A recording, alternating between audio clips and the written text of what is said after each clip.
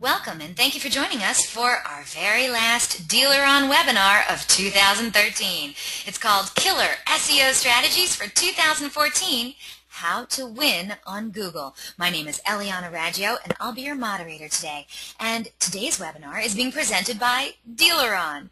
And for anyone who isn't familiar with DealerOn, well, we're an award-winning website development company and digital agency. And we're best known for our search engine optimization, best-in-class customer service, and our award-winning websites. At the last NADA, DealerOn received the Best in Show Award for website design from Dealer Marketing Magazine. DealerOn was named the top-rated website provider by Driving Sales in 2012 and 2013, and DealerOn customers have been winners of the Digital Dealer Website Excellence Awards, highly coveted overall winner, and unprecedented 5 times in a row. DealerOn is the only website company that can claim that. We're so committed to lead conversion, optimization, and customer service that we're the only company in the industry to offer a money-back lead guarantee program. So, does your website company guarantee you leads? Well, then maybe you should check us out at DealerOn.com. And we have a great show in store for you today. We are very pleased to have Amirrezvani as our presenter today. Amirrezvani is the President, CEO, and co-founder of DealerOn. He has spent the last 10 years helping dealerships dramatically increase their sales and profitability from their websites and online marketing efforts. Ali is a noted automotive online marketing guru and is also a featured expert contributor to Auto Dealer Monthly magazine. An avid blogger and online contributor, he can be found on all the automotive social networks, and he can be reached at ali@dealeron.com. Now, during the presentation, if you have any questions, please use the question feature located on the corner of your screen to submit them. At the end of the presentation, we'll answer those questions of general interest. If we're unable to get to your question live, don't worry, we'll respond by email later today. Also, don't forget, a link to download a copy of this webinar recording will also be emailed to you later today for your reference, and please feel free to share this recording with your friends and colleagues. Also, at the conclusion of the webinar, you're going to receive a short survey. Please fill it out because we're always looking for great feedback from you, our valued audience. Today we're going to randomly select a couple of people from all those completed surveys to also win some Google prizes. So let's get started. Let's learn Killer SEO Strategies for 2014 and How to Win on Google. Ali, how are you today, boss? I'm doing fantastic. I'm actually really excited to be here today to be able to do this webinar. I'm looking forward to Christmas and New Year's and all the holidays, wrapping up an awesome 2013. Really looking forward to 2014 and what's to come, and just really excited to be able to do this today. I am too. Let me tell you, audience, I just want you to know, it took a little bit of arm twisting to get Ali to do this today. This is a rare webinar experience for us today, so I'm so glad you are all here to witness this. And Ali, I just want to let everyone know you did this presentation at the most recent Digital Dealer Convention, and it was standing room only. And as people were leaving, they were saying that was incredible, it was awesome, it was amazing. So why don't you tell these good people here what are the kinds of things that we're going to be learning about today, because we have a lot to get to in the next hour. Okay, I definitely will. Before I jump into that, why don't we, since this is an SEO presentation, why don't we jump into our first poll question, just to kind of get a gauge of the audience, and if you want to go ahead and read that one off. Okay, audience, you got it. Here we go. Your first poll question today is, well, Ali wants to know, what is your current level of SEO expertise? Please just select one of the following options. Are you considering yourself an expert in SEO? Do you think you're an advanced SEO person? Are you kind of middle of the road? Or are you definitely a beginner? Or what is SEO? So you let me know which one it is. And I see some people are writing in their answers. If you are on an iPad, then it is likely you are not, unfortunately, not able to participate in this poll question. So I understand why you're writing in. Thank you so much for that. But what we're looking for is for people to actually click on the radio buttons if that is available to you and give us your answers. And we already have a majority of the votes in, so we're going to close this poll. Thank you, audience, so much for getting involved. We'll close this poll and share the results. So 4% of you say that you are SEO experts. That's awesome. 15% of today's audience say that they are advanced. Not unusual, though, Ali. We have 49% of today's audience say that they are middle of the road, and 32% consider themselves beginners when it comes to SEO. And I don't have anyone who said, what is SEO? So thank you so much, audience. Ali, does that help you out? It does. So just to kind of preface, I've tried to keep this kind of intermediate to advanced level stuff. So for some of the beginners, if there are things that are a little bit over your head, I apologize. I also will apologize. I am going to be kind of going over this content kind of quickly, just being that I think I might have crammed a little bit too much into this presentation just because there was so much I wanted to cover, and I've, again, really done my best to only cover the most important information. But if you do have questions or anything's over your head, obviously don't worry about it. Feel free to shoot me an email. Be happy to answer any questions, or if you have time to answer them at the end of the presentation, you can obviously write in your questions as well. So anyway, I'll do my best to kind of make this content so that everyone can get a lot out of it. So I guess let's go ahead and jump into this, and I'm going to start with what are we going to be talking about in this presentation. So first things first, we're going to be looking at how Google has changed over the past couple of years. And I think it's really important to kind of recall some of the major updates that have happened, everything from the Panda update to the Penguin update, and why those are so important to understand, because that kind of changes the way we really need to think about SEO going forward. We'll also talk about the newest update, Hummingbird. And then from there, we're going to move into kind of talking about how we can expect Google to change as we continue to move forward. We're going to look at all the different things that we're going to want to avoid due to some of these updates and kind of how SEO has changed over the past couple of years. We'll also focus on what are some of the things that we should be focusing on now, and what are some of the things that really work today. And then finally, to wrap up the presentation, we're going to look at a bunch of different tools that you could use to help manage and monitor your overall SEO success. All right, so Google keeps changing. And before we talk about how to get your dealership more traffic and better rankings for your important keyword terms, I think it's really important to understand how Google has changed over the past couple of years, and again, how we can expect Google to change as we continue to move forward. So Google keeps changing, and again, the pace at which Google continues to change keeps accelerating. There have been over 20 Panda updates since February 2011, many different Penguin updates. There's been numerous Venice changes. There's been Google 10-pack, 7-pack, Universal Search, Google Plus, etc. The list is actually mind-boggling. There'll probably be a few more updates by the time I'm done speaking here today.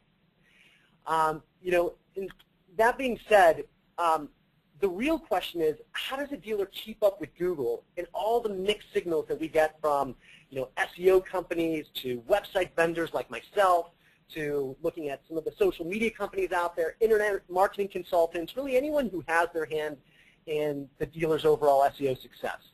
And the fact remains, who really is the dealer to trust these days? And the truth is, there's really no simple answer for that question. But what I will tell you is that going forward, you really do need to be a lot more careful on who you trust your SEO strategy to. Now, I'm going to tell you something that most people probably are not going to want to hear, but in my opinion, regardless of the size of your dealership, I really feel every dealership needs to have someone on staff who's really the one who is responsible for your overall SEO success.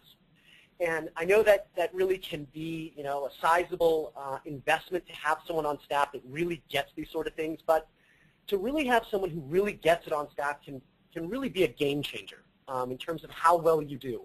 And I don't care, I'm not saying that you shouldn't work with any third party whatsoever for your SEO success, but they can't be the only one that you trust everything to. I don't care how much you're spending with a third party, no one's really going to have the dealer's best interest in mind the way that an employee would, or someone who, again, really gets it. And the recommendation I always make is, sometimes it makes sense to look outside of automotive to find someone who not only gets SEO, but just understands, content marketing, understands social, understands all these different, kind of find the who's who of internet marketing, I guess you can say. And looking outside the industry, going to some of the different industry conferences, non-industry conferences, like things like, SES conference, or there's SMX, there's a bunch of them, South by Southwest, If you go to some of these, and there's a ton of these conferences, and I'm sure there's going to be one in your local area, within the next couple of months that you can go to. These are great places to find these people. And again, the reason I push this so hard is because if you want to have the type of SEO success that really can be a game changer at the dealership, and I'm not talking about improving your ranking for some of your important keyword terms, but really having a landslide of additional traffic, that's kind of the investment and the step that you really need to take, is having that person in-house who really gets it. So anyway, before we continue on, let's do one more poll question just to kind of have a general understanding of how, I guess, satisfied you all are with your overall SEO success today. Oh, well, you already took the chance to read the question for me. Thank you so much, Ali. Okay, audience, look at the screen and please answer this question for us. So, how satisfied are you with your current website SEO footprint? Please select one of the following. Are you very satisfied, somewhat unsatisfied, or not satisfied at all? Whatever the answer is, we want to know. And then Ali is going to drop some more SEO knowledge on us so we can find out how to improve our SEO footprint.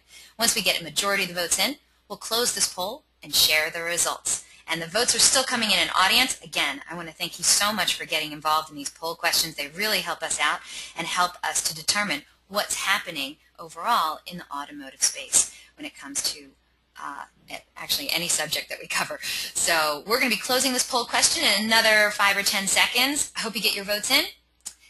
And Ali, when you're ready, I'll read you the results. I'm always ready. You're always ready. Of course you are. Audience, here we go. We'll close this poll and share the results. Well, the majority, 56% of today's audience, said that they are somewhat satisfied with their current website SEO footprint. 56%, that's a lot. So I'm glad that a majority of you are somewhat satisfied, but we also have nearly a quarter of you, 23%, said that you're somewhat unsatisfied. We have an even split almost. 11% of today's audience are very satisfied with their website SEO footprint, while 10% of today's audience said that they're not satisfied at all. Ali, does that help you out? It does. It definitely does. All right. Thank you so much. All right. So let's go ahead and jump into this. So first things first, let's talk about some of these updates that have happened over the past couple of years. And I guess we'll go ahead and start with Panda. So sometime in February 2011, Google rolled out a new algorithm change that we later found out was called Panda. Probably everyone here today has heard of the Panda update, but many people that I talk to don't completely understand how Panda came about and why it's really so important to understand. Panda is essentially a quality rating that allows Google to rank sites higher that their quality raters like more and rank sites lower that their quality raters like less. So Panda was actually named after the Google engineer Navneet Panda. And Navneet created a machine learning system that allows Google to take input from these human quality raters and incorporate this input into the actual rankings algorithm. Now, it's this human input that makes Panda so unique from what Google had done in the past. Google actually had testers go to thousands of sites across the internet and evaluate them based on trustworthiness and a bunch of different factors and a bunch of different characteristics. So they would look at the site and they would determine whether they felt the site had useful information, was it helpful, was the content unique, how does the layout of the site look? Is it, is the design good? Is it littered with ads? So a bunch of different characteristics that they would look at. And then, they would also kind of see, were they able to complete the types of tasks maybe that they felt they should be able to on the site? And essentially what happened is then Google's Panda update takes all this human input and incorporates it all into their rankings algorithm to be able to actually make predictions about how people would like other sites with similar characteristics to all these that were evaluated. And I guess the important thing to understand with Panda is that it's broken down into 3 main categories. Number 1 is design and overall user experience. Number 2 is content quality, which is extremely important. And then number 3 is website usage metrics. And this is one piece that most people don't realize, that Google is now actually looking at all the interactions that happen on your website, and based on what your users actually do while they're on your site, that can actually have an impact on how well your sites rank We're going to talk about that a little bit more in just a bit. So another aspect of Panda that made it so unique was that the update actually impacts the entire site. Whereas in the past, the update will only affect the single page that the infraction or poor SEO was on.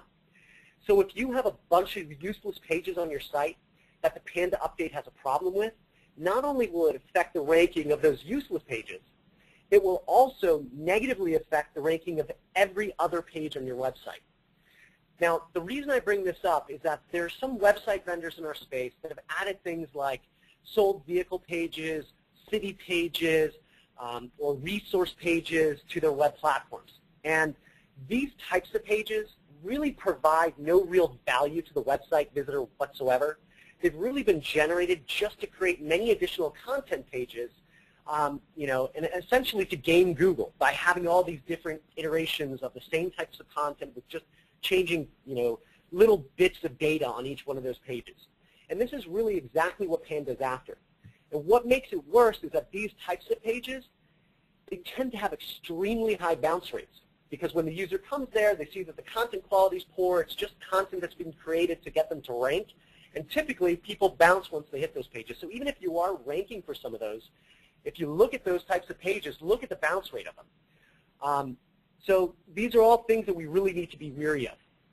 I would say another thing to really think about is that if you're making the decision to go after, select a new website vendor, if you're being sold on the fact that, their web platform, let's say, is better because they have so many more indexed pages, this is another thing that's a huge red flag. And this type of vendor that has that sort of sales strategy, you should basically evaluate that website because that's a huge red flag that they basically have delivered a ton of poor quality duplicate content pages to increase the number of index pages, to increase how they rank. So it's another thing to really look at. At the end of the day, my recommendation here is to evaluate your site's content quality, look for different content pages that are made up of primarily duplicate content, and get rid of these pages.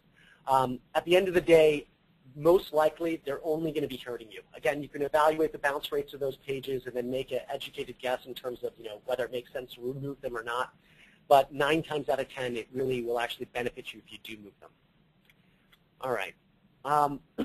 One of the other things to understand, again, was in regards to how a website visitor interacts with your site. With the Panda update, again, Google is looking at all those different interactions. And one of the worst things that can happen is something that we call Pogo-Sticking.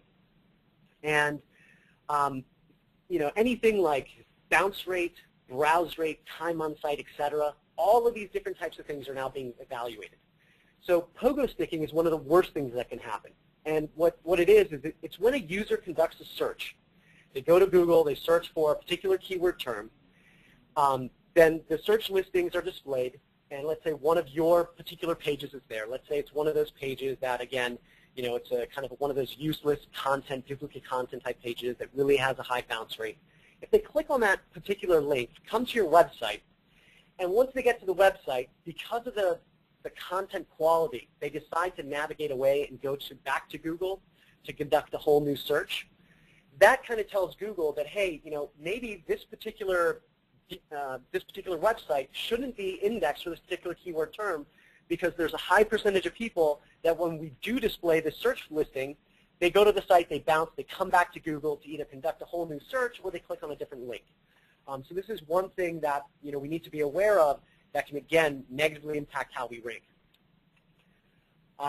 So again, these are all different things that tie into the Panda update. So let's move on and touch on Penguin real quickly. So just as most of you have heard of Panda, I'm sure that a lot of you have also heard of the Penguin update. Penguin is another update to Google's algorithm that was specifically designed to punish black hat SEO. And for some of the people in the room that are new to SEO, black hat SEO is essentially shady SEO tactics that are deployed to deliberately game Google in an effort to generate higher search rankings.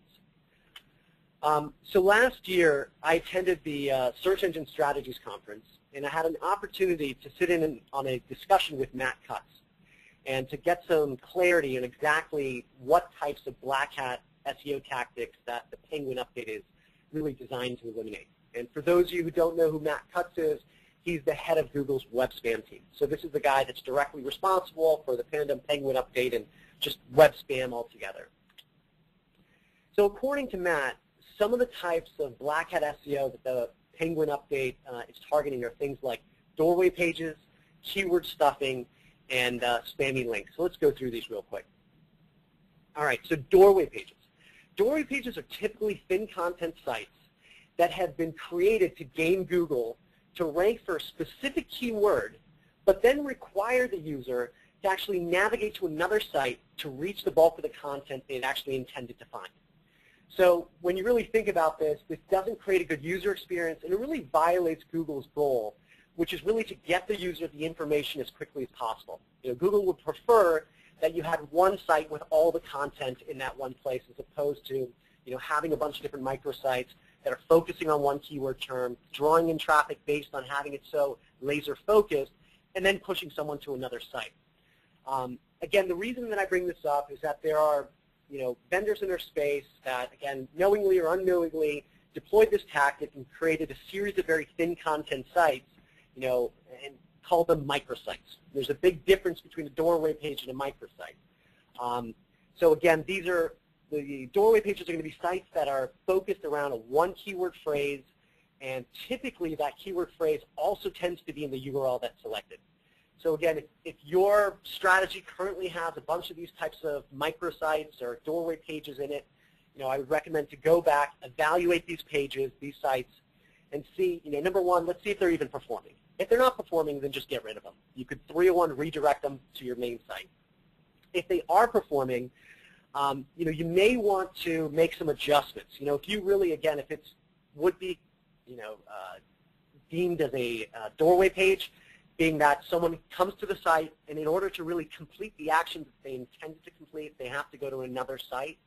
You may want to look at adding additional content to the doorway page to make it be seen as actually a microsite, so that they become, more full with content, essentially, and be able to complete that action there. That would really be the best strategy, because you may only be taking a small hit currently on some of those, but the way a lot of these updates work is as time goes on, they become more and more stringent, and they kind of make them more and more, it's going to have more and more effects as time goes on, essentially. So it's something that I would highly recommend.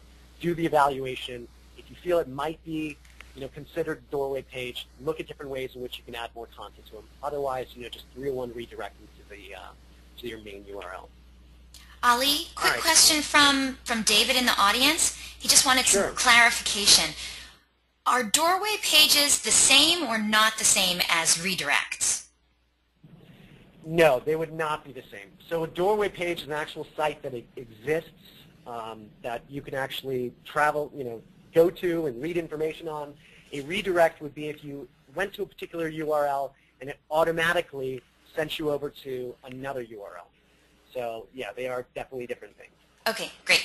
Thank you. Sure. All right, so let's talk about spammy links. But before we do that, let's kind of talk a little bit about what's called, off-site SEO. So one of the most important ranking factors in Google's algorithm is, again, what's called off-site SEO.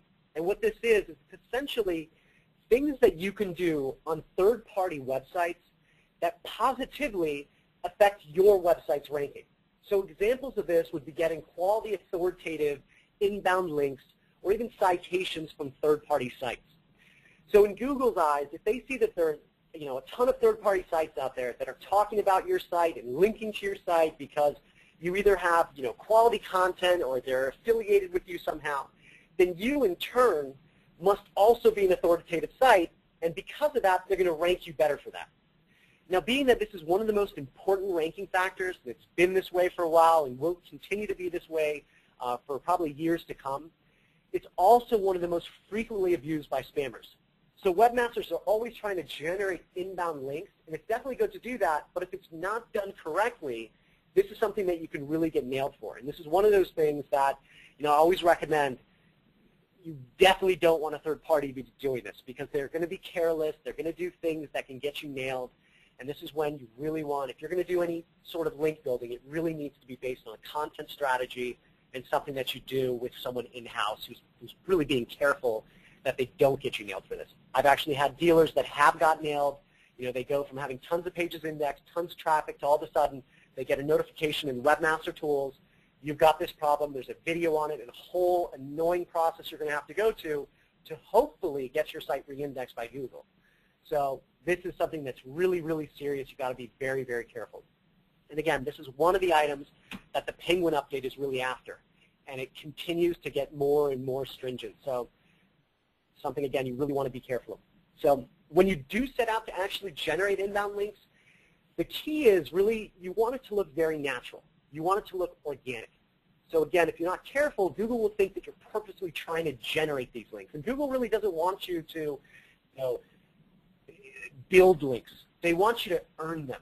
And it's all about link earning. They want you to earn the links by having such awesome content that people actually want to link to you. That's really the strategy, not you going out there trying to generate ways in which inbound links come to your website. So some of the things that you want to avoid is, number one, if you haven't been building links in the past, you don't want to all of a sudden go out there and generate a large number of links in a short period of time. Obviously, that's going to set off a red flag.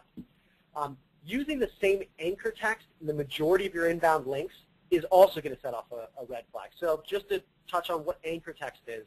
So if you look at the content here on this page, you've got this underlined keyword here, which is payday loan. Anchor text would actually be that keyword. Payday loan would be the anchor text of this link. So if you got a link, an anchor text that says, let's say for me, or for DealerOn's website, I want to rank well for dealer websites or car dealer websites, let's say. So the anchor text on some of my links may be car dealer websites. If all of my links say car dealer websites, it's going to be obvious to Google that as a webmaster, we've spent time to generate a lot of inbound links that have that one particular anchor text. Because if it's being done organically and naturally, some people are going to link to car dealer websites, others to auto dealer websites, some to auto dealership, dealer websites, so on and so forth. A wide variety of different variations of that same keyword. So that's something that you want to be careful of. There's many different types of inbound links as well that we're going to talk about 10 different types of inbound links you can generate. You don't want to focus on just one type. Again, that's going to set off a red flag. Obviously, you want to stay away from generating inbound links from spammy sites or spammy content like this. This article is about getting fit using these simple and easy methods, and for some weird reason, there's a link in there about a payday loan. Obviously, this would be a spammy content from a spammy site. And then also, you don't want to generate a large number of links from non-related sites. To have some from non-related sites is fine, but again, if you've got a ton of links from sites that are completely unrelated, that may also set off another red flag. All right, so let's touch on keyword stuffing. And this is something that I would say even to date, 95 to 97% of sites are doing, and even 95% of my own dealership websites are doing this. And I'll tell you why that is, but this is something we want to be a little bit more and more careful of as time goes on. So what is keyword stuffing? So keyword stuffing is by having, here's some examples of it, blocks of cities and states on a web page that you're trying to rank for, repeating the same words or phrases so often that it sounds unnatural. It's really just trying to jam a bunch of keywords into a particular page. You're overdoing it with content because you want to rank well for keywords. Here was an example we actually pulled off a dealership website. This is blatant keyword stuffing. This is what you definitely do not want to be doing. But here's the thing about it. If you look at most dealership websites, even today, and you look at the home page, at the bottom of the home page you're going to see a huge paragraph of content usually. Some people hide the content, which is really not a good thing to do by having read more there, and once you click on it, it opens it up, because that's an obvious case of you're hiding content that you don't want to throw off the look and feel of the home page, but you want to have it there for SEO purposes. My recommendation with that is to kind of rework it. At the end of the day, the reason why a lot of us are ranking so well is because we do have that content there, even with a lot of stuff that's happened with these updates. But the recommendation would be, again, the higher traffic sites are the ones that are getting nailed for these things first. And as time goes on, as they get more and more stringent, eventually it's going to affect us. And it may have already affected some of our sites. But the recommendation would be not to go back and completely, pull all that content off. It would be to, ease up off the gas a bit. Maybe do a rewrite of that content. Maybe include some photos, some images. Make it look as if it's actually meant to be there, and make it not so obvious that we're blatantly doing keyword stuffing is really the recommendation I would make. Because if you go back and you really pull a lot of that content, you may see that you're actually going to negatively affect your rankings by pulling all that content. So again, my recommendation here would be to ease up off the gas, do a rewrite, include some images and photos. You may actually see by removing some of that content, but making it a little bit more powerful, you might actually end up improving your ranking. So another thing to really consider here. All right, so let's touch on Hummingbird. This is the most recent update, the largest update, and this was, I think it was released about 2 months ago now, maybe 2.5. It was actually released during Google's 15th birthday party. It's the single largest update to Google's algorithm in over 12 years. But for the most part, you won't even notice the change. 90% of the search results actually have stayed the same. So really what Hummingbird is, Hummingbird allows Google to better understand conversational search. So instead of just evaluating the individual keywords within a search, Google's really trying to determine the intent behind the phrase or the sentence that's been entered. At the end of the day, Hummingbird is essentially Google's response to Siri and really the tsunami caused by the ever-changing world of mobile. With any of these releases, when a release comes out, Google initially will release just a little bit of information to kind of give you a basic understanding of what they've tried to accomplish. And then there's, in the SEO community, all the different SEO experts, they all have their own speculation. Everyone's thinking, maybe it's because of this, or here are the effects that it's going to cause, and here are all the different things that we should be aware of. And as time goes on, we'll start, based on a lot of that speculation out there, we'll make some changes, and we'll see how those changes actually affect the results. And little by little, we start to figure it out. And then Google releases a little bit more information. And then we kind of get to a point where finally we're starting to really get what that update was and what the real impact of it was. And then a new release comes out, and you have to start all over. But the current speculation that's out there with Hummingbird is, here are some of the things. So because it's all about conversational search, a lot of SEO experts are saying that maybe we should rethink our SEO strategy, or if we've got blog content on the website, some of the things that we should really consider doing is writing some of our content in question and answer format. So having the title of the article being a question and really all the content being an answer to that question. And that, a lot of people are saying that can help our sites rank better. Google authorship, so using REL author on your website, is now going to have a much larger impact due to Hummingbird. And I think we're actually starting to see some of that impact. And we're going to talk a little bit about that in case you don't know what REL author is. Structured data is another thing they're saying is a lot more important. We're going to touch on that a little bit as well. And then finally, Google+. And really being involved with Google+ is really going to have more of an impact with your overall search experience and how well we rank. So these are all things we definitely want to be aware of. All right. So what does work on Google? To recap, we've learned that Panda, Penguin, Hummingbird really have changed the way that we need to think about SEO. Going forward, we really need to consider the user experience. And the idea now really needs to be to focus on creating quality content. And when I say quality, I mean quality content that really wows the end user and wows them enough to get them to a point that they actually want to share it. If you can have that mindset that we need to have a content strategy, we need to have in-house people who really get it, who really care about what we're delivering. It's not just, let's create some content and optimize it so hopefully we rank better for these keywords. But if we want a strategy that will really give us a landslide of additional traffic, it really needs to be about this awesome quality content strategy that we want to deploy. That is the new world of SEO. And that's really what it's all about. So if we could focus on that type of strategy, we're going to get people that want to share our content, and we're going to have a landslide of additional traffic. We also know now that things like over-optimization, doorway pages, keyword stuffing, and spammy links and things of that nature do not work on Google any longer. And if you're paying someone to do some of these things on your behalf, you're really playing with fire, and you need to be extremely careful. So now that we know what not to do, let's talk about some of the stuff that we should focus on. All right, so this handsome fellow, his name is David Mihm. And David Mihm is an SEO expert who really, for years, he's been focusing on local search.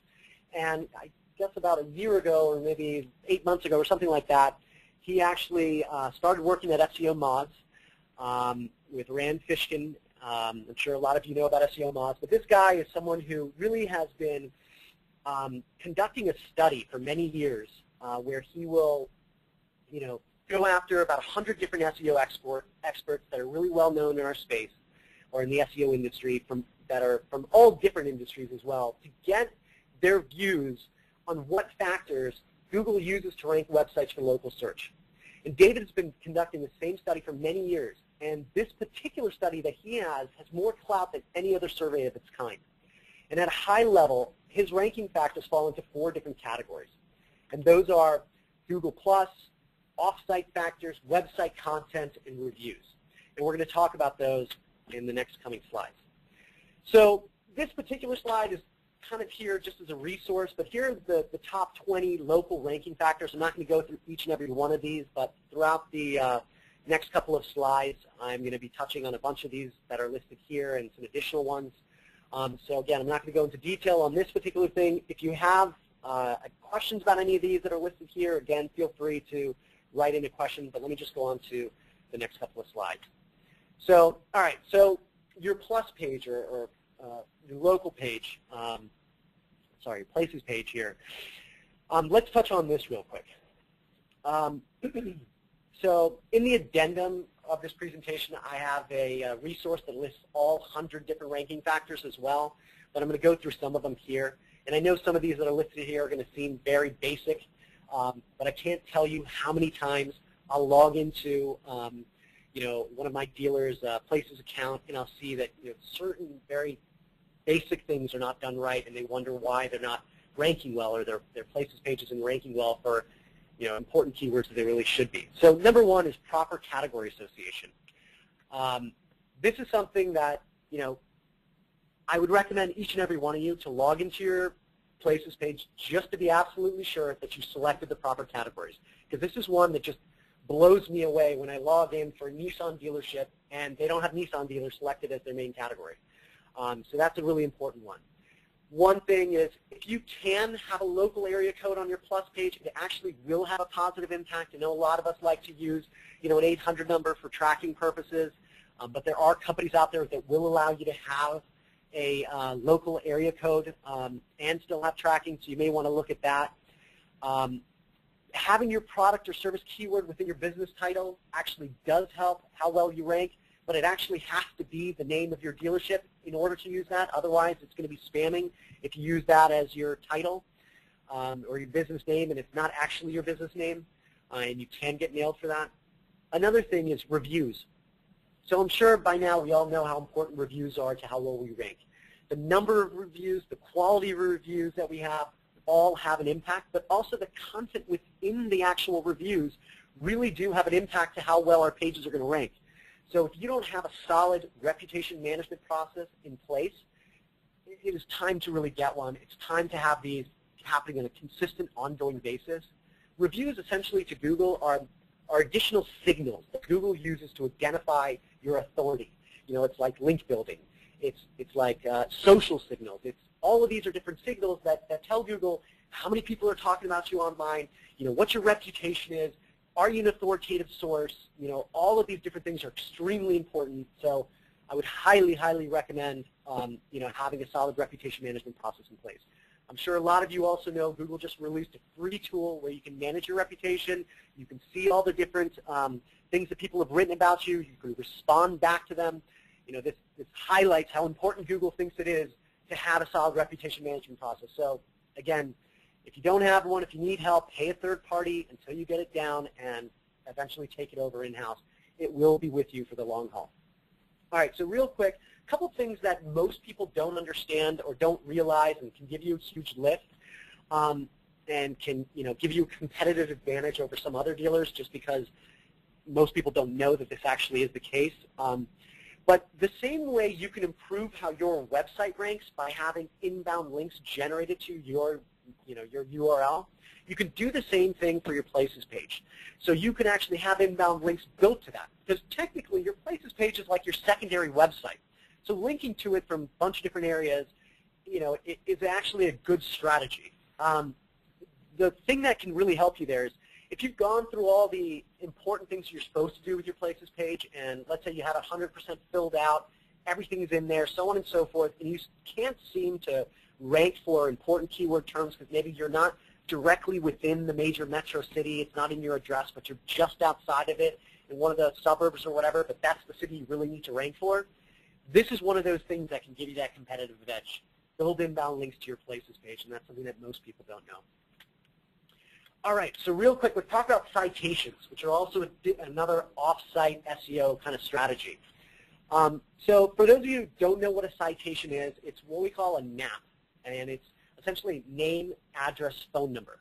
So any third-party site out there that contains the name of your dealership, your address, and your phone number is considered a citation. It doesn't have to be a popular site, so on and so forth. Obviously, the more reputable sites out there or local sites out there, these are going to have more of an impact as a citation.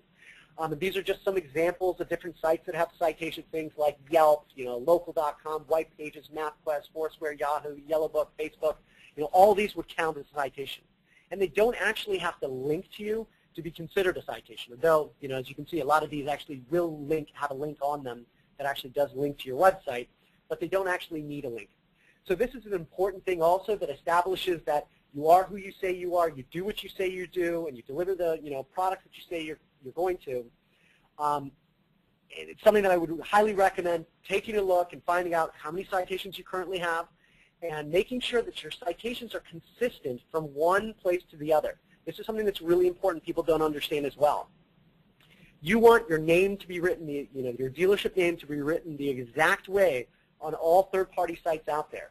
Your address to be written the exact same way. So if you write suite, or let's just say if you wrote suite 420 or whatever, you would want it to be written S-U-I-T-E every time, not that way one time and S-T-E another. So it needs to be identical from site to site. And these are all really important things to do. So my recommendation is find out how many you have out there, make sure they're all consistent from one site to the next, and then whatever amount you have, try and get a few more of them. I'm going to talk about a tool at the end that's called Yext that can help you kind of manage this process, make it a little bit easier, because this is one of those things that, it's kind of brain damage just spending the time doing these things. So, but it is a really important thing to do. All right, so let's talk about, again, inbound links and the different types of inbound links that are out there. Now, as I said before, there's many different types of inbound links that you can generate. Here are a few that you may want to focus on. So first things first, generating links from local websites will greatly help impact your local rankings, so keep that in mind. So I always recommend my dealers to reach out to any business that they advertise with and request an inbound link. If you're spending money with a third party that you're advertising with, they should be willing to cough up a link. If they're not, then do whatever you have to do to get that link.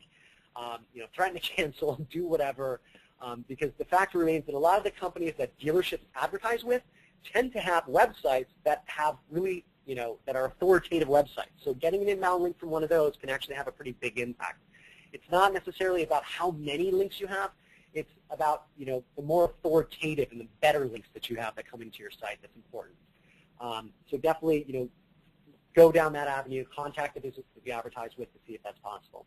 Another awesome thing is if you're involved with any charitable organizations or if you do any community involvement, these are also fantastic places to generate usually local inbound links. Finally, there's a ton of other ones, things like directories, blogs, blog comments, forums, interviews, article directories. There's press releases, donations, giveaways, guest postings. All of these different types are going to be fantastic ways to generate inbound links. But the key here is not to focus on one specific category, kind of spread the love. Do a little bit of each kind. That would be the strategy if you're going to do link building. Now, the other way to do link building is to do the way that Google wants you to do it, which is essentially build such fantastic content on your website that people see it, people recognize it, and people want to link to you. That really, at the end of the day, is the best way to do it. It is also the single hardest way to do it. Because it's one thing to say I'm going to create awesome content. It's another thing to actually create awesome content. So anyway, so this is all the things you really want to understand about link building before trying to go down that path. All right, so let's talk about website factors. So in addition to following kind of Google's best practices, all the simple things you're supposed to do in terms of making sure that the title of your website is correct and it's got the right keywords in there and your meta tags and the on-page content and your overall structure of the site, the internal linking structure, so on and so forth, which are kind of the basics, which I'm not going to really talk about here today. After you've done all that, the next step or the content strategy really is looking at some of these things, and these are some of the things that we recommend to our customers. Starting with an integrated blog. This is extremely important. This is where REL author is going to come into play. And what I mean by integrated blog here is that you don't have something where it's a subdomain, where it's blog.yourdomain, or on a separate domain is where your blog is. It's really going to help it be integrated where it's yourdomain.com/blog, something along those lines. The benefit of that is that all that awesome content that you're writing and having on your blog, it's on your domain. So Google then, the reason why Google loves blogs in general is because it's human-generated content. It's content that's typically vastly different than that Google sees on your typical dealership website. And Google loves this fresh new content, especially if it's being updated on an ongoing, consistent basis. The great part about having an integrated blog is it's not just the individual posts that begin to rank well. You'll see that by having that on your actual URL, it causes Google to kind of look at your website as being the content authority, and now all of a sudden, the rest of your website, the other pages on your website, begin to rank better because of that additional content that's being added on a consistent basis. The other thing that we recommend is let's take a look at reviews, and this probably isn't the best image to be here because your reviews on DealerRater really aren't what I'm talking about, but we all spend a lot of time generating reviews. We're generating it for maybe DealerRater, maybe for Google Places, for a bunch of different resources out there where reviews can be generated. But we're not repurposing any of this content. And what I mean is if you have a section on your own website where you're not creating duplicate content, you don't want your reviews to be there and then also posting them on your site, but if you have some of the reviews that you generate on your site, again, the types of content that you're going to see within those reviews typically is going to have location information, it's going to have product information, it's new, it's different type of content that's being added to your site, and it can actually have a positive impact on how well your site ranks again as having a different content type that's being added. So one thing I would recommend, if we're spending all this time doing it, when you've got a solid reputation management process in place, some of those reviews, the same way you spend time, let's generate a few for this site, a few for this site, have a few generated here and there for your own site as well. All right, so let's talk about custom pages. This is a fantastic, again, medium to advanced strategy. When you understand what are the most important keywords for you to be ranking for and you're staying on top of how well you're ranking for this particular keywords, we can create custom pages on our websites to specifically focus on the keywords that we want to rank for. So if there's a particular keyword term where it's an opportunity keyword, meaning we're in the top 10 listings, but we're not at the top of the page and we want to improve how well we rank, maybe get us to a first place ranking for that particular keyword, a great strategy is to create a content page, a custom page on that particular keyword. So that keyword would actually be part of the URL. It'd be yourdomain.com / whatever that keyword is, .html or whatever. And then the content on that page supports that keyword, and you have a process that you make sure that the keyword density is right for that particular keyword, meaning you're using that keyword enough times. Again, and we'll talk about this in a little bit, you have the right H1 and H2 tags on there, so on and so forth. And then you link to this page from many different areas on your website. You can see you can have a big impact on how well you rank for particular keywords. This whole thing that I just mentioned here about custom pages and writing content, no vendor's going to do this stuff for you. This is all the types of things you've got to do in-house. You've got to have someone who gets it, someone who can do this stuff for you, a content writer. If you've got someone who gets it, then you can hire a someone who's in college to write some of this content for you, and it won't cost you very much money. But anyway, custom page is a great strategy.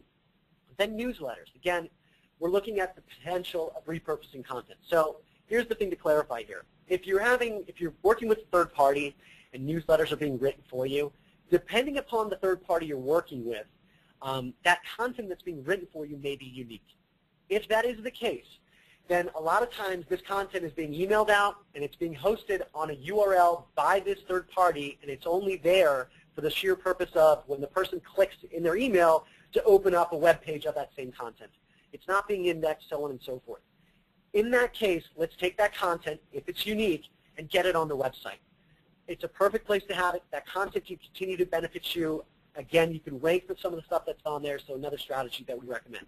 But be very careful, because most of the newsletter companies out there, they're using repurposed content, so that you wouldn't want to do. But again, if you're writing that content in-house, make sure it's on the website.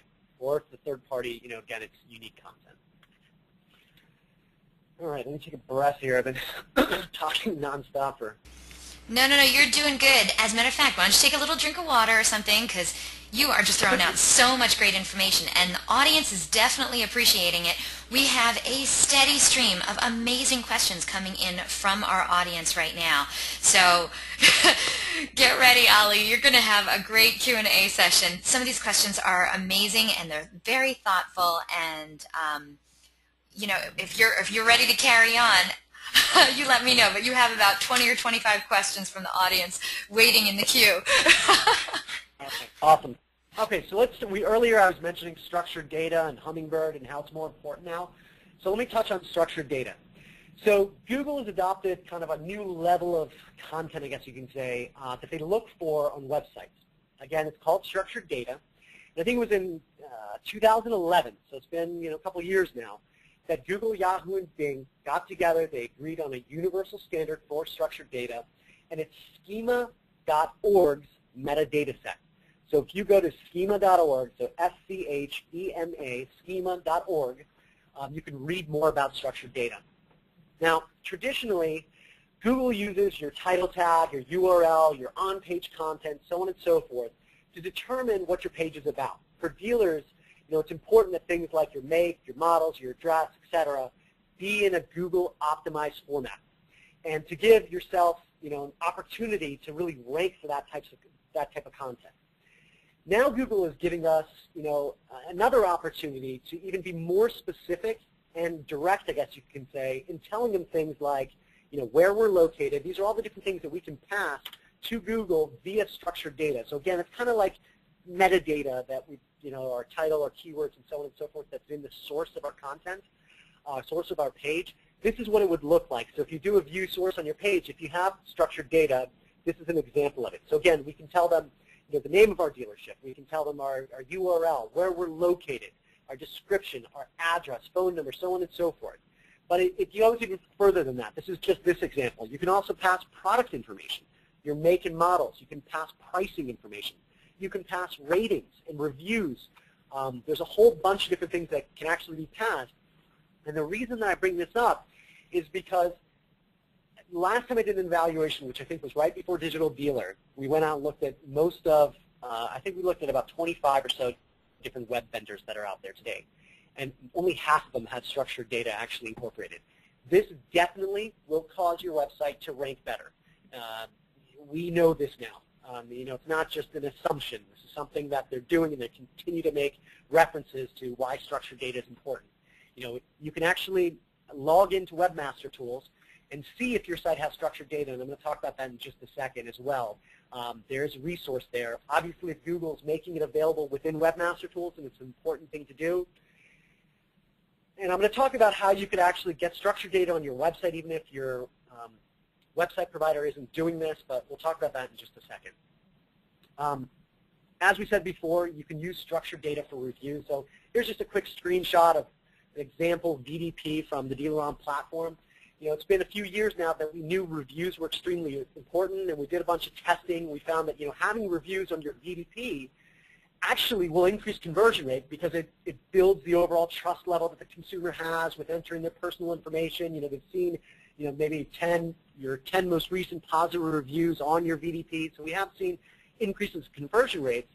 But how about having the reviews show up in the search results page of Google as well? If you have that, would it not increase or improve your actual CTR? So when someone does a search and they see that your VDP is being listed, and not only do they see your website, but they also see the rating and those reviews for your particular site, but all the other, say, dealerships that are listed there do not see any reviews, that's going to increase the CTR, meaning your click-through rate, the percentage of people that actually click on that link. Not only is it going to, by having the structured data there, it's going to help you rank better, it will also increase CTR. And the things that we've seen is about a 30% lift in CTR roughly by having that stuff there, having those rich snippets there. But furthermore, even if you're in like a third-place listing, when you do have those rich snippets listing that additional information, you'll see that your link will actually end up getting more clicks than even the person in the first or second place. So again, it's really important to work on getting structured data actually integrated into your site. All right, so let's talk about REL Author. And again, this is one of those things that I would highly recommend. If you've got a blog on your website, you should definitely work on getting Google's authorship, REL Author integrated. It's not the easiest thing to get integrated, but if you work with your website provider, you can definitely get it integrated. Essentially, what it's all about is identifying a particular Google Plus account with a user, obviously, and that user being someone who is writing content, and then linking that profile with the website or the blog that content is being generated on. So it's those two elements are being linked. Content that's being written by this user, this Google Plus profile is being added to this particular site, and then it also lets Google know that content that's being written is unique to that author. What it does is it allows Google to then display more data in the search results in rich snippets. So, this is an example from the DealerOn blog, content that I've written, and now because we have that set up, now you see a picture of me that's listed there, some additional information, and again, what we're seeing by doing this is that not only does your site rank better, your content ranks better, but you also, when it shows up like this in the search results, you actually have a higher click-through rate. So all these things are really important, and getting this stuff installed really is as simple as contacting your website provider and getting them to help you get this set up on your website. All right, so let's talk about social signals real quick, and this is kind of an old report, but the data still, for the most part, is pretty similar. I know a lot of us have spent a lot of time in social, and for whatever reason, some of us are scorned. We spent a lot of money, didn't get the results, but again, I think we're starting to see that you actually can sell cars through social. Maybe some of us still aren't, but the point is that forget about selling cars. It's about managing your reputation. It's about having content that's out there, and it's about SEO. When you're doing things in social, again, social is about the signals that we give Google to the details about our authority of our domain or our business. And, these signals allow Google to know, again, how many people are talking about us online. The concept, again, is very similar to link building, which for years has been a really important way that Google judges how well our site should rank, because, again, it's telling Google how many people are talking about us online. So the number of fans, tweets, or shares that your business gets continues to tell Google how important you are, essentially. So having more of these will cause you to rank better, and it's something that, if for no other reason other than SEO, you spend time in social, I would highly, highly recommend doing so. Again, social signals, your reputation, link building, citations, these are all the different ways that Google assesses your authority online. All right, so as I'm kind of trying to wrap up the presentation, there's a bunch of different tools I want to show you that you can use to help monitor or manage your SEO success. So again, we talked about structured data. If you log into Webmaster Tools, and this is something I'd recommend, at least once a month, log into Webmaster Tools to just get a kind of a health check of your website, see if there's any issues that Google's reporting. There's a bunch of different things that I'd recommend looking in there. But first, for structured data, if you log in under Search Appearance, you will be able to see there's a little item there that says structured data. If you click on that, it's going to tell you exactly how many pages you have that have structured data on it. So if this is not showing up, it means you don't have structured data on your website. You can also go to your home page, do a view source, and see if that metadata was there. It's another simple way to do it. But anyway, this is one way. If you don't have it, you can get with your web vendor, or you can also use what's called the Google Highlighter tool, which you'll see data highlighter listed right here. And we're going to talk about that in just a second. So What the Google Highlighter tool allows you to do, and this is kind of a little bit of a pain to do, so my recommendation is before you go down this path, maybe get with your website vendor and just find out, if they don't have structured data on your site yet, when are they planning on releasing it? And if it's going to be right around the corner, you may just want to wait. But again, those time frames usually are off, so this might be worth doing. But essentially what this tool allows you to do, and there's a video that will allow you to kind of better understand how it works. But essentially, let's say if you wanted to get your product information highlighted using the Google Highlighter tool so that that data can be seen by Google as structured data, you would go, say, to your VDP. And on your first VDP for a particular vehicle, let's say you highlight the year, the make, the model, and trim. And you would highlight that, and then after that you would go to another VDP. And again, you would highlight the same thing in another VDP until you've done a few of them so that Google can then establish a pattern on the data that you're highlighting from one page to the next. And as it spiders your site, it's going to highlight all that data, consistent to all the pages that it's able to find that same pattern. And that's essentially how the highlighter tool will work, and it allows you to then pass that data to Google as structured data.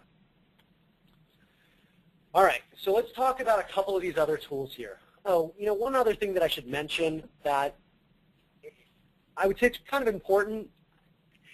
Probably a small percentage of people are going to be in danger of this happening to, but another important thing to look at in Webmaster Tools is your inbound links. So when I was saying before how important, or how dangerous link building can be because it can negatively affect your site, you can actually get banned from Google if that's happening to you. There's something that's called negative SEO, which essentially what that is when your competitor is being really sleazy and decides to pay a third party to build a bunch of really poor quality inbound links to your website, and in the effort of hoping that you get banned or your SEO rankings begin to drop. So again, with that once a month health check when you log into Webmaster Tools, you can look at the inbound links that have been generated recently, or that, all the ones that you have on your website. And there's a couple other tools that you can use for this as well. But if you see that there's a large number of links that are being added, you have no idea where they're from or why they're being added or so on and so forth, or they're not being added to a particular content page that really has merit for people to be linking to it, this is when you want to look into Google's tool that's called the disavow tool. Sorry, I probably should have had a slide about this in the presentation. But at any rate, with that tool, you can list a bunch of the different URLs that you think are bogus that are linking to you, or are coming from really low-quality sites, and then make sure that you don't get nailed for negative SEO. All right, so moving on here. So Yext. So Yext is a tool that will help you monitor and manage your citations. It is a paid tool, unfortunately. I think it costs like $40, $50 a month. But what it allows you to do is to quickly build a large number of citations.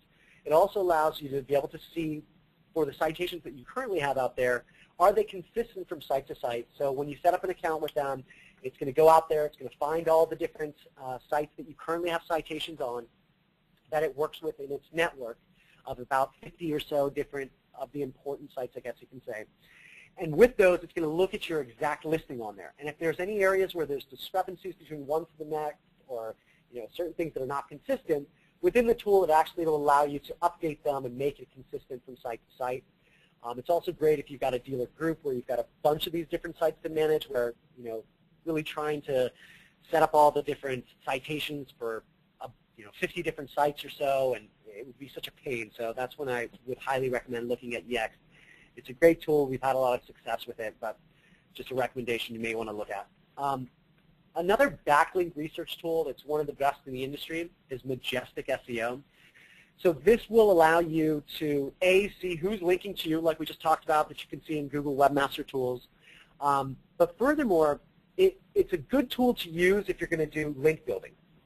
Because if you've got one of your competitors is ranking a lot better than you, and you've done everything, your content's right, and you've optimized your pages, and you've got inbound links, and you think that you're doing a good job online, this is an area that you want to do a little bit of research on. You want to find who's linking to them. Because a lot of times, the reason why they may be beating you in terms of their overall SEO success is because they've got either more inbound links from certain sources, or more local links, or from reputable sites, so on and so forth. So you can also enter their URL to see exactly who's linking to them, and then research all those different sources that's linking to your competition to see if there's any in there that would make sense for you to contact or figure out a way in which you can generate an inbound link from that site to your site. Because there's a good chance if they were willing to link to your competition, they're probably going to be willing to link to you as well. So again, it'll allow you to generate, a comprehensive list of backlinks from not only your site, but also from all of your competition. And that is also another paid tool. Here's a free one. It's called Scrapebox. This is a fantastic resource that you can use to help you generate, a large number of inbound links, or not to generate them, but to find the sites to go after to generate those links. Part of the annoyance about going out there and trying to build links is that it takes a ton of time. It's really resource intensive, and that's why most people don't, do it. But this is a tool that will help you find different sites out there that make sense to go after to generate those inbound links. It is a little bit complex, so there's a bunch of resources online through YouTube. If you just, search for like Scrapebox tutorial or how-to, whatever, you'll find a few videos that make it really easy.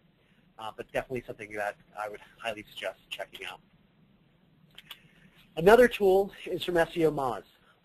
So this is a tool that I recommend, for the most part, not to, you could use it to kind of see if your website provider has their pages optimized properly. It's probably a good idea to take a look at your, at least your most important pages, from your home page to your VDP to your, some of your search results pages, and just see that, at least they've got the thing set up the right way. For the most part, most website vendors will.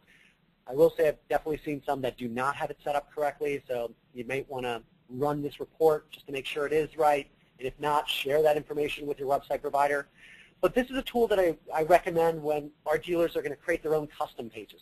It just helps make sure that when you do write a custom page and you have custom content supporting one keyword that you're going after, or a couple, that you've done all the things that you need to do. So this report right here will tell you, hey, for this particular keyword, for this particular URL, here's the grades you get based on these critical factors.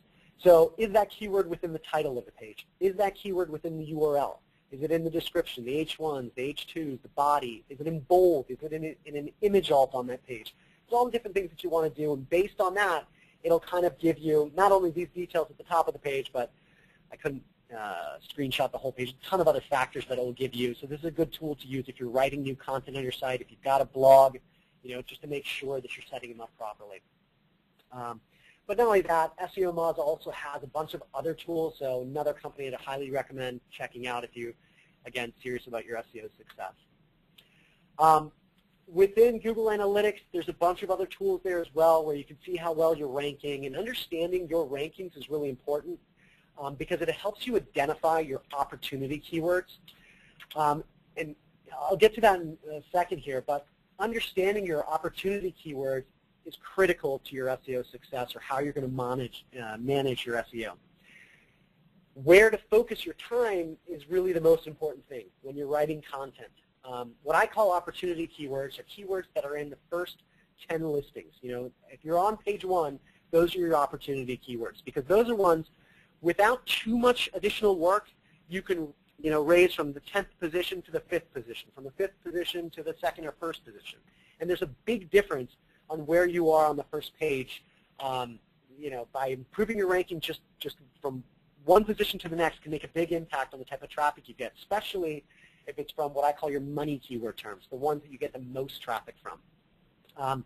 But in Google Analytics, you're going to be able to see a lot of the keywords that are bringing traffic to your site, how many impressions they have, typically the average position, and what your CTR is on some of those as well.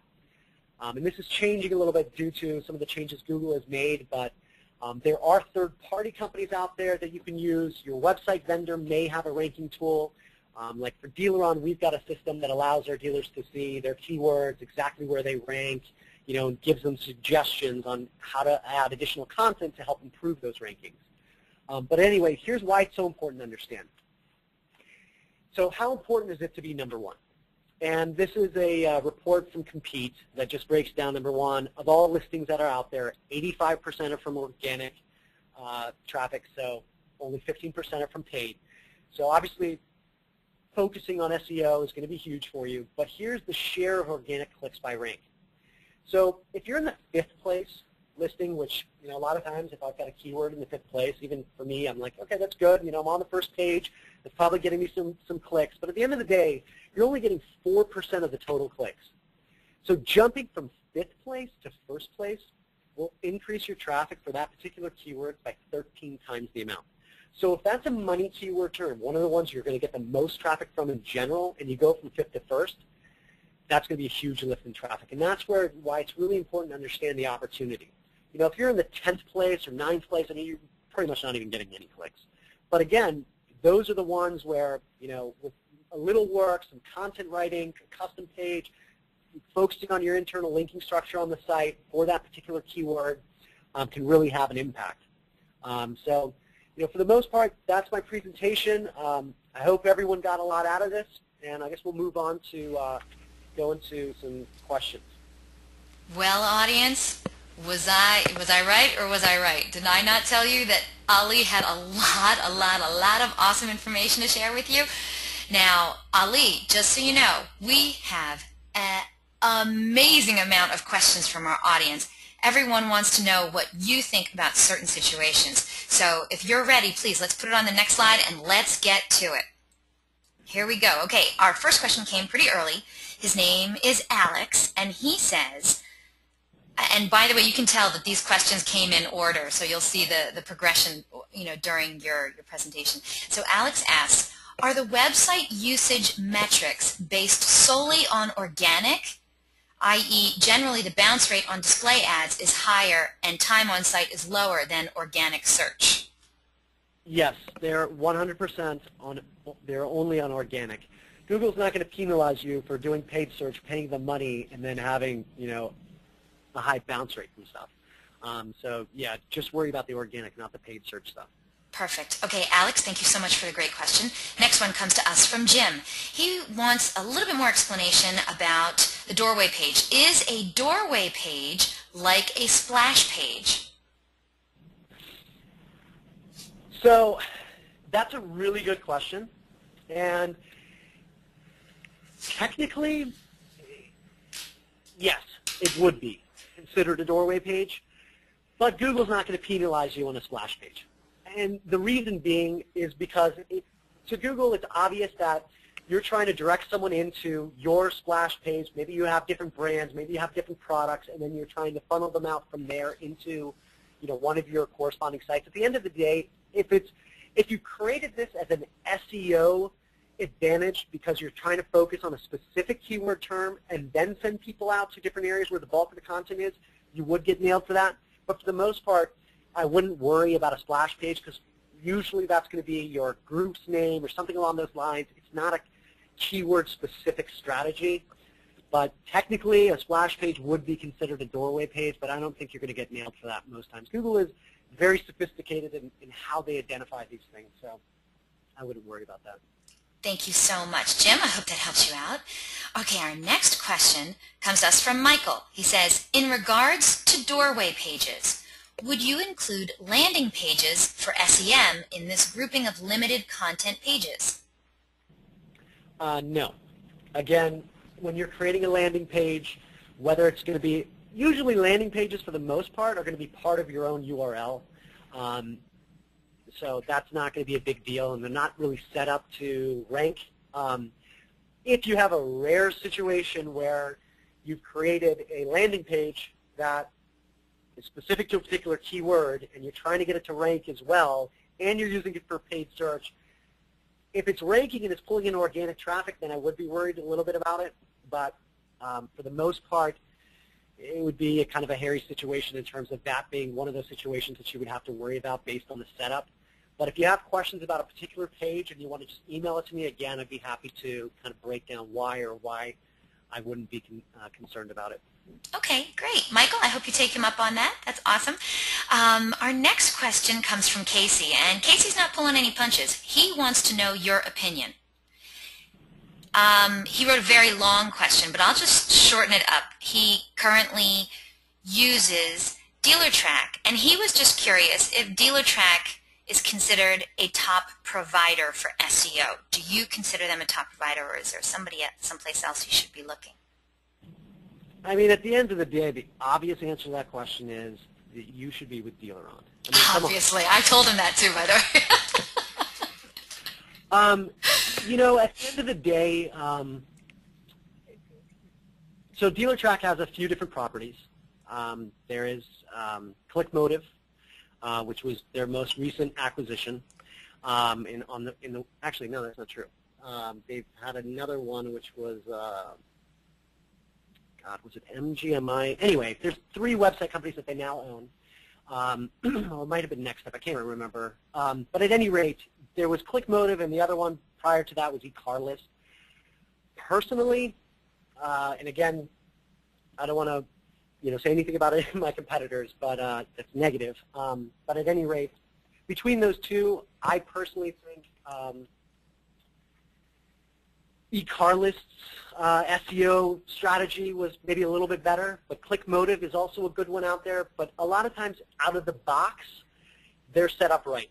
Once you start customizing, and I would highly recommend, regardless of the vendor, that you spend some time adding additional content, because a lot of times the stuff that's released is, it's templated, and there's content that's very similar from one site to the next. But before you start making too many changes, make sure you know what you're doing, because you don't want to take their SEO strategy, their titles that have probably been tested to perform, and change it to something that doesn't perform.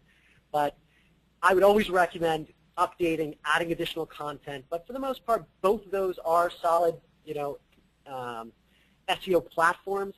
But any platform, even my own, we need to take it and spend some time to, mold it and make it our own. And Casey, when you're ready to jump on with DealerOn, you just let us know, okay? So thank you so much for putting my boss on the spot, Casey. Appreciate it. Okay, let's get on to this next question from David. And David had a question that I have to say came in different forms from a few people that are on today's call. So David said, are there some places that we can go to get some more training on this? I know that Ali and probably several others on the webinar are experts in this, but I am not, and I need to be. So, Ali, do you have any advice for David and others like him who really have this thirst to know more about SEO? Is there maybe a newsletter or, any place you can send them, a book maybe? Yeah, there's a bunch of resources out there. I mean, if you just go online and search for, beginner to SEO. If you search for that, a bunch of different links will come up, and one of them will be to a guide that SEO Moz created a while back. It's a perfect beginner's guide. It goes through all the basics, and once you've completed that, you can search for, intermediate guide to SEO, and you'll see a bunch of stuff. An advanced guide to SEO, and you'll see a bunch of other stuff come up. There's a ton of different resources out there, but SEO Moz in general is a great site that'll teach you a ton about it, all the new things that are going on, a bunch of different tools. So I would start there. All right. David, I hope that helps you out as well as the others who asked me about that. Okay, next question comes from Jim. He says, how do I measure my organic linking? So I'm assuming you're wondering how many people are linking to your website. So again, as we went through later on in the presentation, there's a couple different resources, obviously Webmaster Tools. There's a way that you can see all the different sites that are linking to you, and then furthermore, there's paid tools out there that you can see how many people are linking to you, like the one that I showed, which I'm now drawing a blank of the name.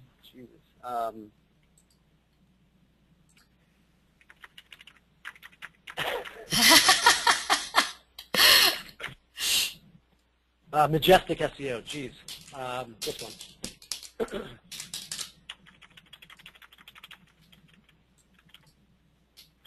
Okay, Majestic SEO. So that's how you would measure organic linking. Correct. Excellent. Jim, I hope that helps you out. You should give it a shot. Okay, let's see. This question comes from Tom. He says, does my dealership name, could my dealership name count as being a spammy link? For example, in our blog posts, I link the name of our dealership, he gave me the name of his dealership, to our website and social media sites almost every time it comes up. So if you do it repeatedly, would it become a spammy link, even though you would be that website would be an expert on that particular dealership subject, right? Yeah, again, this is a gray area, but I personally, in my opinion, I don't think that's going to negatively affect you because you are linking the name of a dealership or the name of a business or a website or whatever it is to the website. So it's just, it could be the same thing as just having the URL being the anchor text of the link. Now, if it went down to keyword level where, it was like you were using, what's it called all the time, a city, make, dealership was the link, and you're doing that every time, that will have an effect. I got you. But, I mean, for the most part, Google appreciates the fact that a dealership with a blog and that same dealership has a website and that same dealership has social media sites, that they would all interconnect, right? Yeah. Okay. Okay, Tom, hope that answers your question.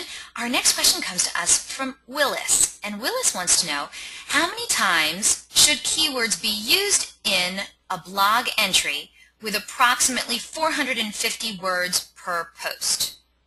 How many times should keywords be used in a blog entry with approximately 450 words per post? What would you recommend, Ali? This is one of those things that I would, if you're blogging, I would mix up. I wouldn't always do the same number. Some people say as many. With 450 words, I would say probably 3 times would be a good number, 2 to 3, anywhere between 2 and 4, but change it up. Sometimes have it be 2, sometimes have it be 3, sometimes maybe push it to 4. I wouldn't go too much more than that with 450 words. Willis, I hope that helps you out. We have some more questions from Willis coming up in just a little bit. Okay, this question comes from Tyler. This is actually a great question. He says, as a beginner in SEO, what are some simple strategies that I can implement immediately on our website to improve SEO?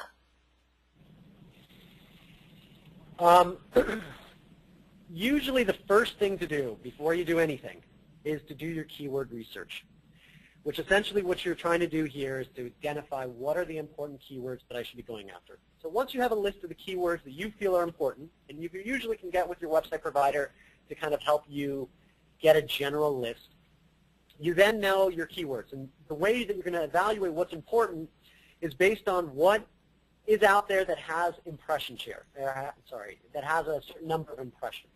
So, if you rank well for a keyword that is searched for once a month, who cares? It doesn't matter at all. You want to rank well for keywords that people are actually searching for, a certain number of times per month. Obviously, again, what I call your money keyword terms are the ones that are being searched for the most. So once you understand the important keywords that actually have people that are searching for those keywords per month, then after that, you want to go out and you want to see how well your site is ranking for those keywords, if at all. Once you've done that, then you want to take a look at, okay, these are my important keywords. Here's how I'm ranking for those keywords. Then I want to evaluate my titles of every page. The title of your page is the single most important piece of real estate that tells the search engine what this page is about and what you should rank for. The title is what's going to be visible in the top of the browser. So anyway, the title of your page is the first thing you want to evaluate and see if your keywords are actually within the title, the ones that you feel are important that actually are being searched for on a monthly basis. I mean, this is kind of a long question, but that's the first thing you should do. And then after that, you want to make sure that you have supporting content on your pages for those keywords. It's in your H1s, H2s, so on and so forth. If you want more info on that, feel free to give me a call, and I'd be happy to elaborate a little bit more. But that should give you a good initial strategy, and maybe look at one of those beginner's guides to SEO, and that'll give you more details. And that's on SEOmoz.com, correct? Correct. Correct. Okay, Tyler, I hope that helps you out. Okay, next question. We're back to Willis again. He says, can you add more franchises to your Google Plus page for proper categories, or should there be one page for each brand? Any advice for Willis? You can add, again, it's going to be based on your URL and your location. So if you have a multi-franchise dealership at one physical street location, you're kind of at a disadvantage for the most part because, it's much easier to focus on one franchise per page as opposed to multiple because, again, the relevance continues to become less and less. as you're trying to rank better for more and more terms, I guess you can say. But if you do have a multi-franchise location, again, one physical street address, then yes, each one of your categories, if you've got 5 franchises, you've got space for 5 main categories. I would use the make, Nissan dealer as number 1, whatever for number 2, and so on and so forth. There's only 5. They have released it where there's 10 now, but that's only for new accounts. So I don't know if they're going to change that or not, but maybe at some point they will, if they haven't already. Gotcha. Okay, thank you so much for that. Next question comes to us from David, and he says, does Google only look at Google reviews, or do DealerRater reviews still work as well? And then he later said, I see DealerRater is posted as a citation. So, I mean, where should dealers really be focusing? Should they be focusing on both, getting Google reviews and DealerRater reviews? I mean, what would you recommend? I mean, for me, primary focus should be on Google, but definitely the other sites are important as well. There's quite a few of them, from Yelp to, there's probably about 5 or 10 in that range that are really important to focus on. And you, again, with anything, you want to spread the love. But in my opinion, Google is probably the most important. And yes, they do evaluate, all the different sites that reviews are being generated on, and within their new system, their reputation management tool, they report back on all those as well. Excellent. Okay, David, good luck with that. Getting reviews, that's pretty interesting stuff. Good luck. Next question comes to us from Jake. He says, earlier Ali had mentioned a free reputation management tool that Google released. What is the name of that tool? What is it called? So I forget what it's called. It's probably just something simple like Google Reputation Management. But in order to view it, you have to link your Plus page and your Places page. Once that happens, then you get access to that tool. Oh. If you do a search online, Google's Reputation Management tool, all the details will come up, and there's a bunch of cool articles that go into detail with all the information, how exactly you have to get it, so on and so forth. Jake, I would love to find out how that works out for you. Thank you so much for the great question. Next question comes to us from... Eliana, sorry, let me interrupt you real quick. How many more questions do you think we have? I have to make it to the airport, so I'm not going to have too much more time to do more questions, but we can definitely, if there's a ton more, I can email those people. How much time do we have? I can do maybe 5 to 10 more minutes before I got to get out of here. Okay, let's try and squeeze as many questions in as we can. Next question comes to you from Tyler. Should our blog be embedded in our web page?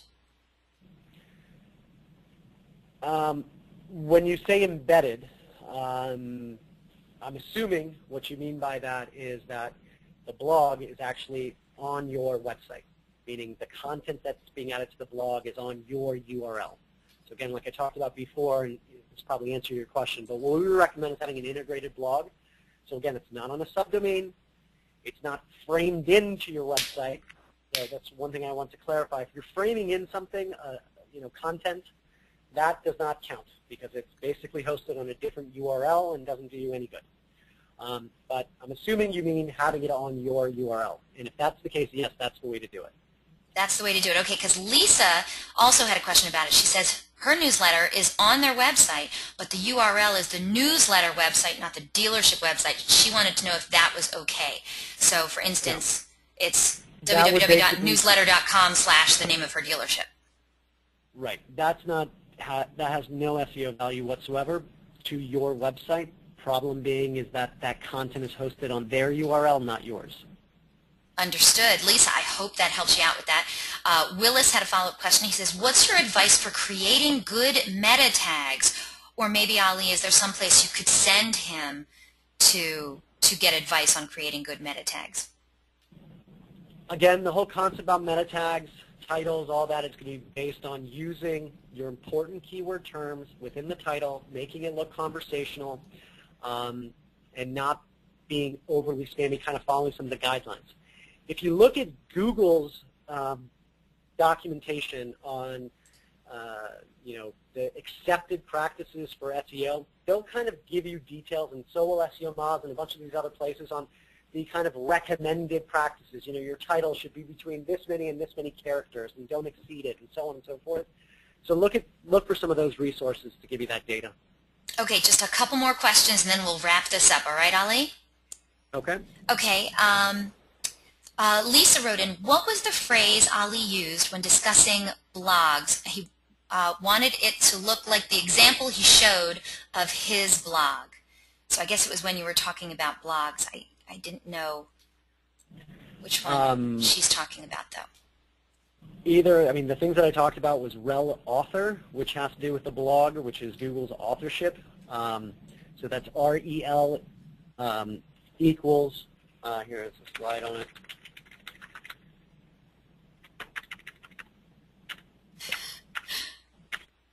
It's either that or I said integrated blog. There we go. Okay. And then in regards to this as well, Karen wrote in, how important is it to have more than one Google Plus REL author attached to your blog?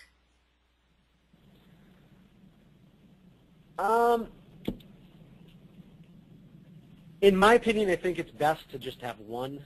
To be honest with you, I'm not even sure if you can have two. You might be able to. I've never even tried to have that set up. That's a good question. I need to look in that myself. So unfortunately, I don't have the answer to that.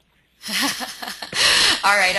And I just wanted to let you know, Tyler, he says, I'm currently on the SEO Moz site. He says, thank you so much for the information, Ali. And Subi wrote in, holy moly, awesome info. So impressed with Ali. I couldn't be more impressed. Well done. And I'm sure a lot of you out there are feeling the same way. I know I certainly am. Ali, you crushed it. Thank you so much. Awesome presentation. And people are writing in right now. And I'll tell you what, audience, just so you know, when this webinar concludes in just another minute, you're going to get a survey. Please do me a favor, fill out that survey and tell Ali what an awesome job he did today and how much you learned. We'd really appreciate your feedback on today's presentation. And of course, I want to remind the audience this webinar has been recorded, and you're going to receive that link so you can get to that recording in just a few hours. It's going to be emailed to you later today for your reference, and please feel free to share it with friends and colleagues. You'll also be able to view this webinar recording online within 24 hours. Just go to DealerOn.com/webinars, and from there you can view our upcoming webinar schedule or access any of our past webinars too.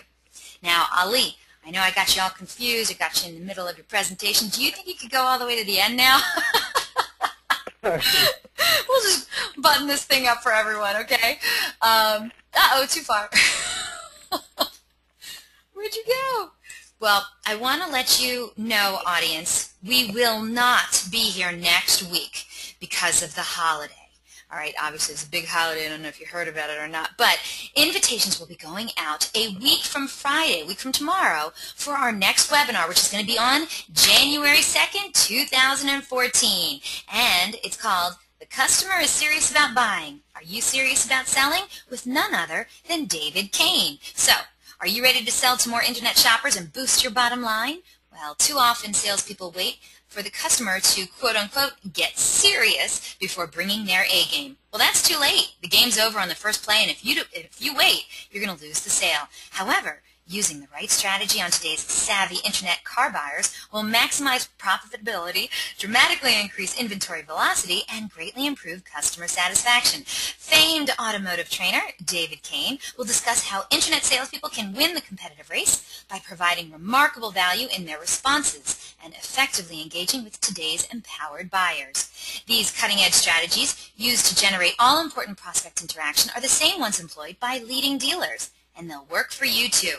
Don't miss this opportunity to make a tremendous difference to you and your bottom line. Join us for our very first DealerOn webinar of the new year and learn proven strategies to make 2014 your best year yet. If you want to rock 2014 with cutting-edge strategies, increase sales, and all-around automotive awesomeness, then you simply can't afford to miss this webinar on January 2nd. There'll be another fabulous presentation by your friends at DealerOn. Don't forget, DealerOn's weekly webinars are held Thursdays at 12 noon Eastern, 9 a.m. Pacific. And we have some amazing webinar subjects planned for 2014, but if you have any questions, comments, or suggestions regarding these webinars and our topics, then feel free to contact me directly. Again, my name is Eliana Raggio. I love hearing from you. I'm everywhere on Facebook, Twitter, Google+, and all the automotive social networks, so track me down online or email me at eliana@dealeron.com. And before I sign off for the very last time in 2013, I want to thank you all so very much for spending this time with us today. And on behalf of the entire staff at DealerOn, I want to wish all of you and your loved ones a warm and loving holiday season and a very safe, healthy, joyous, and successful New Year. We'll catch up with you on the flip side. Take care.